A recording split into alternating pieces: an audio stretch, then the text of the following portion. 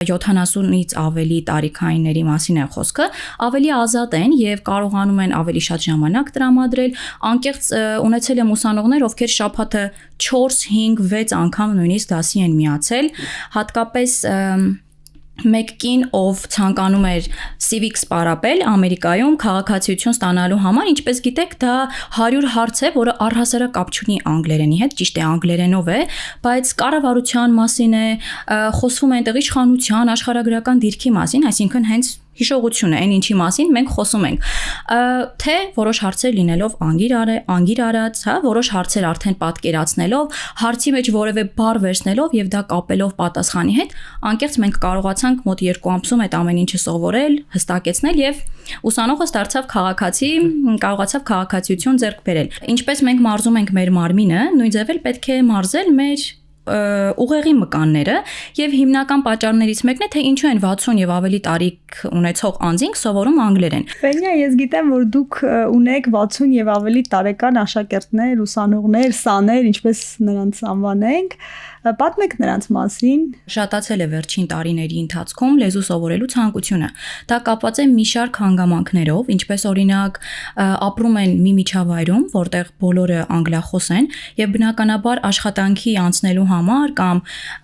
դիմելու համար քաղաքացիության համար իրենց պետք է սովորել լեզուն։ Այդ իսկ պատճառով սովորում են լեզուն, բայց ուզում եմ նշել այն փաստը, որ հիմնականում այն համարվում է ուղեղի մարզանք մեծահասակների համար։ Ուզում եմ պատմել, որ 1 տարի առաջ ունեի ամուսիններ, հայեր էին, սակայն բնակվում էին Իռլանդիայում։ Դասերի էին միանում բրիտանական անգլերենը ավելի խորացնելու եւ ավելի լավ խոսելու նպատակով։ Գիտեք ինչն էր հետաքրքիր, իրենք ունեին որոշակի բազա, այսինքն Հայաստանից Իռլանդիա էին տեղափոխվել անգլերենի իմացության որոշակի բազայով։ Սակայն դասերի ընթացքում ավելի խորացնում էինք անգլերենը, հատկապես շեշտը դնելով բրիտանական անգլերենի վրա, իսկապես այն մեծ եռանդը, մոտիվացիան, որը ես տեսնում էի իրենց մոտ անկեղծ ես ինքս էի նախանձում, որովհետև ես հաճախ նույնիսկ այս տարիքին զգում եմ, որ այդքան մոտիվացիա չունեմ նոր լեզու սովորելու համար, ինչքան իրենք։ Այս պահին դասավանդում եմ անգլերեն մեկ կնոջ, ով 81 տարեկան է, հայ է, սակայն դասերի է միանում on-line Ամերիկայից, ինչն է հետաքրքիր, որ ամեն անգամ դասի միանալիս տեսքը իդեալական, կրում է գեղեցիկ զարդեր, հետաքրքիր ձևով շպարված, գեղեցիկ մազերով եւ ես իրոք ապշում եմ, որ խոսքը ոչ միայն նոր լեզու սովորելուն է վերաբերում, այլ նաև թե իրենք ինչպես են ներկայանում, հա, ինչպես են փորձում ներկայանալ։ Հիշողության խնդիրներ մի փոքր ունեցել են COVID-ից հետո եւ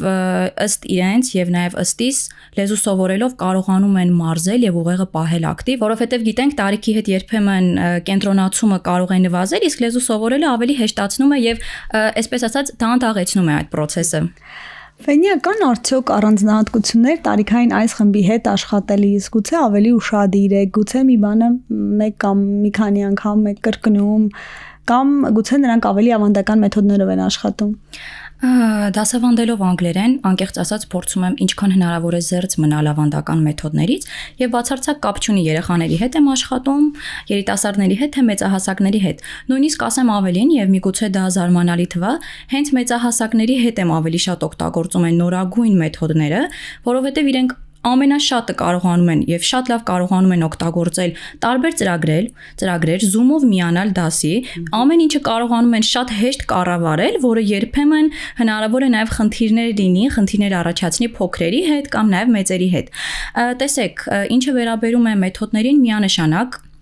Եթե ավանդական մեթոդ ասելով նկատի ունեք այն, որը պետք է ունենան իրենց մոտ հատուկ տետր, պետք է ունենան գրիչ եւ գրի առնեն այն ամենը, ինչը ասվում է դասերի ընթացքում, միանշանակ նրանք ունեն եւ ես շատ կողմնակից եմ այդ մեթոդին։ Ինչու՞։ Տեսեք,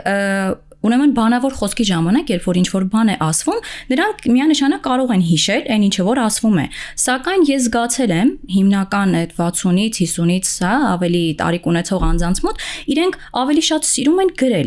են գրել ամեն ասած բառը, ամեն ասած արտահայտությունը։ Գիտեք ինչն է հետաքրքիր, որ նույնիսկ այն տեքստերը, որոնք որ մենք անցնում ենք, լինեն բրիտանական անգլերեն թե ամերիկյան անգլերեն, իրենք արտագրում են այդ տեքստերը իրենց մոտ եւ ես իսկապես նման բան չեմ տեսել երիտասարդության շրջանում եւ նաեւ այն փոքրերի շրջանում, ովքեր համարյա ատում են այն ամենը, ինչը կապված է, այո, միանշանակ գրելու հետ։ Եվ ինչպես տիկին Արմենուհին նշեց, մոտիվացիան, տեսեք, ինձ համար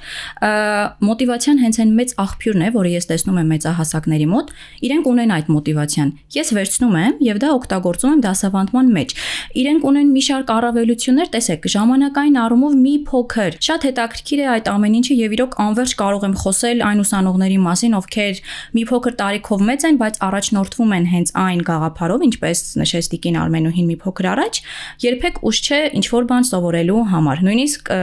եթե կա մոտիվացիա, ուրեմն կա ցանկություն, պետք է սկսել։ Իսկ եղել են արդյոք զավեշտալի դեպքեր, որ ուղղակի հնարավոր չի շրջանցել ու չպատմել, կարող է կանոնները առանց նշելու իհարկե։ Իրենց կյանքի փորձից է դա բխում, ավելի հումորով են, ավելի փորձ ունեն, հա, եւ այնքան հետաքրքիր է դասերը, մի քանի դեպք կփորձեմ առանձնացրել, ասում է, երբ որ նստում են այստեղ հարցներով, սկսում են խոսել անգլերենով, եւ ինչ շատ հետաքրքիր է, թե իրենք ինչ են խոսում իրենց աշխատանքից, երկրից եւ այլն, ես պետք է սովորեմ անգլերենը, որ ես էլ իրենց հետ սկսեմ խոսել, այո, սկեսուր մայրիկ եւ իհարկե մի փոքր կատակով, բայց շատ հետաքրքիր մոտիվացիա։ Ամեն դեպքում մոտիվացիան տարբեր է, մի դեպքում տիկին Արմենու դեպքում, որ նաեւ ընտանիքի անդամներին ապացուցի, որ կարող է, մյուս դեպքում որպեսի հարցների զրույցի միջամտել, կարողա նաեւ լիարժեք հասկանա, բայց կարևորը այն է, որ մարդիկ որոշում են, սովորում են եւ արդյունք են արձանագրում։ Զավեշտալի դեպքերից նաեւ կցանկանամ հիշել հետեւյալ դեպքը եւ պատմել ձեզ, երբ որ սովորում էինք բայրից, օրինակ give բառը մի կնոջ հետ եւ սովորել էր give me some money արտահայտությունը, այսինքն ինձ փող տուր,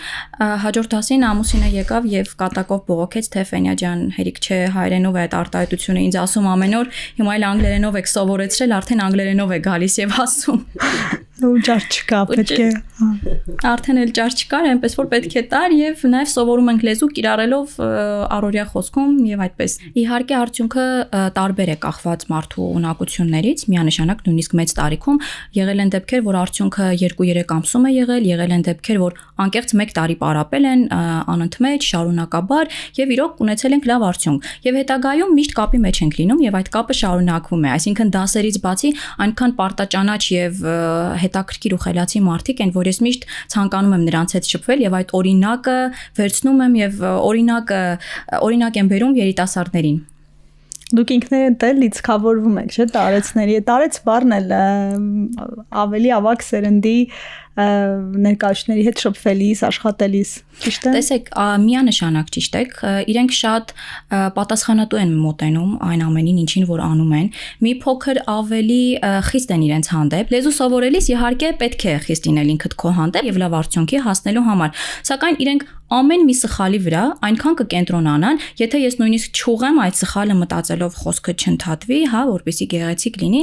իրենք իսկ ինչու չուղեցիր, չէ՞ որ ես այստեղ այս ժամանակաձևի սխալը արեցի։ Մի քիչ շատ խիստ են իրենց հանդեպ, երևի իրենց ներքին աշխարհից է գալիս կամ ապրելակերպից կամ ապրելու ձևերից։ Սերնդին բնորոշ է։ Միգուցե նաև սերնդին է բնորոշ, բայց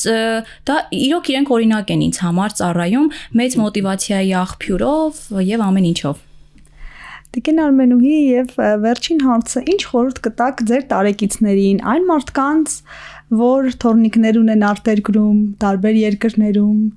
ինչ անեն, ռիսկ անեն, սկսեն լեզու սովորելը, որպեսզի ավելի լավ հաղորդակցվեն թորնիկների հետ, դա անեն ուղեղը մարզելու համար, ուղեղի աշխատանքը խթանելու համար, ինչ է խորհուրդ տալիս։ Դուք շատ ճիշտ հարց տվեցիք ինձ, Օֆելիա, ես պատրաստվում էի նաև ներկայացնեմ